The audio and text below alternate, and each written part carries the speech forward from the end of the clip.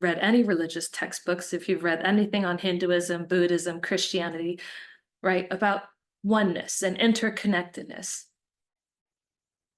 how our souls are connected to divine, how we are extensions of divine, all of these things, right, religion has been talking about for eons. And science is just now finding out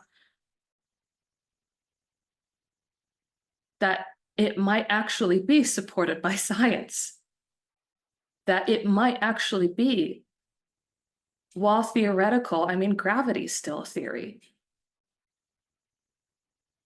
because we don't know what exactly gravity is, we just know it exists.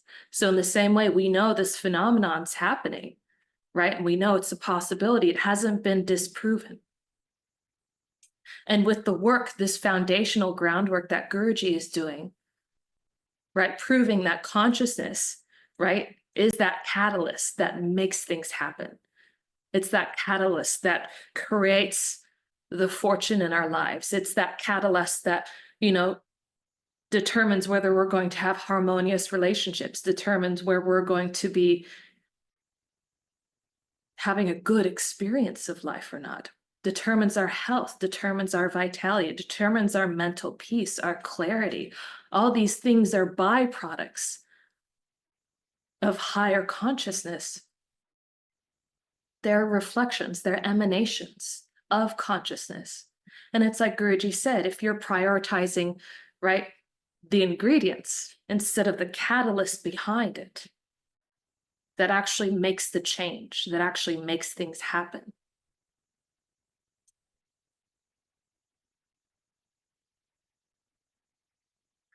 We're missing the outcome.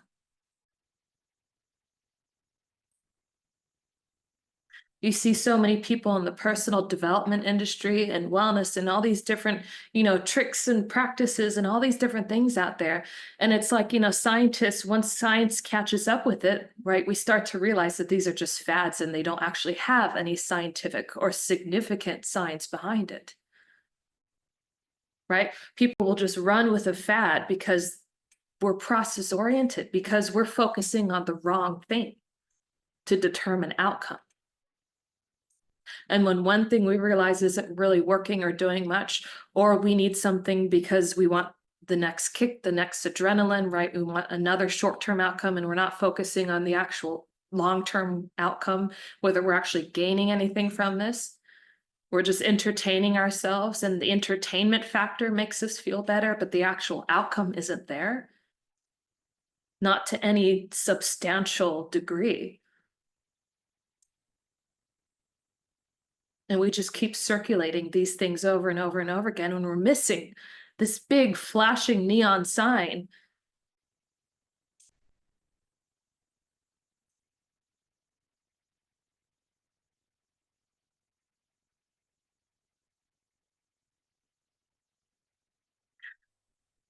There's actually a really fun experiment that you can do, even just on an experiential level. Right? It's not something very deep, but if you just sit for a moment, close your eyes, and ask yourself, what am I going to think of next?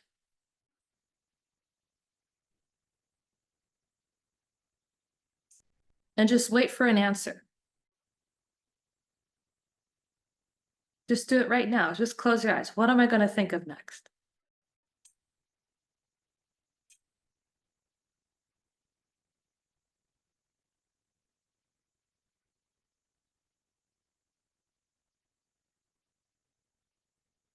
Does anything come up? No, the mind goes quiet because the mind doesn't know what to do.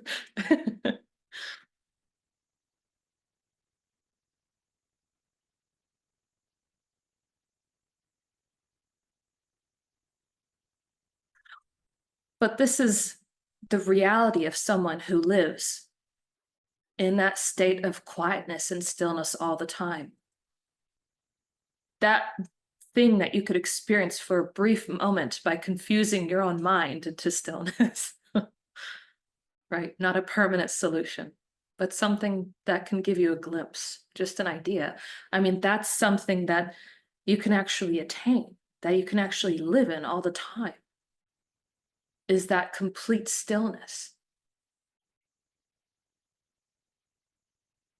That absence of projected thought that's always defining things and making things out to be maybe things that aren't really how they are. That puts a very specific quality or description to something that inherently has none.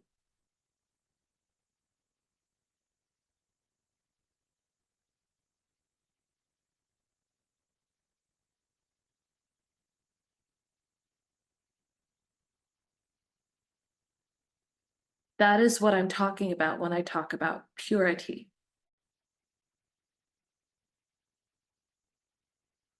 You'll hear in every religion, there's always this continuous notion about purity.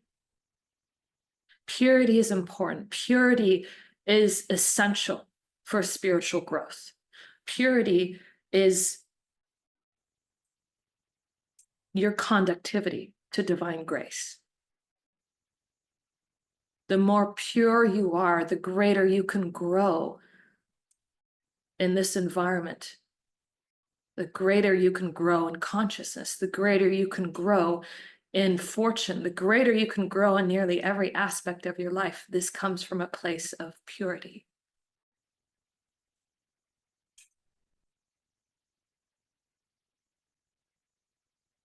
But people take the reverse aspect of it, that they observe those who are pure and they see the behavior side of things. So they try and mimic the behavior without understanding where that purity is coming from.